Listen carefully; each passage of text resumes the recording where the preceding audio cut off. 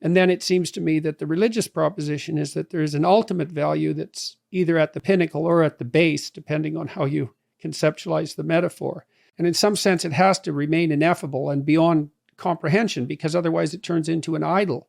And so what you do in a religious sense is posit an ultimate ideal, subordinate yourself to it, regard it as something that you can only ever approximate to, even in principle, and organize all the other virtues and defeat the faults in relationship to that highest order value.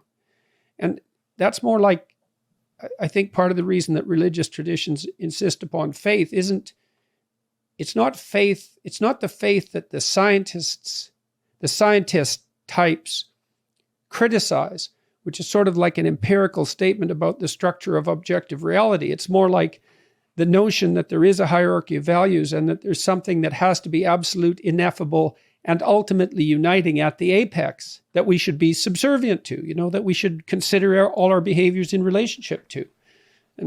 And so that's, there's not a metaphysics there in some sense, because I'm not saying anything about the final nature of that absolute value, right? That's an ontological question. I don't feel qualified to answer it. But I can't see how there can be an absence of an absolute unifying value that's superordinate to all other values without society degenerating into conflict, without people becoming anxious and confused and aimless, without the consequences being that we all miss the mark.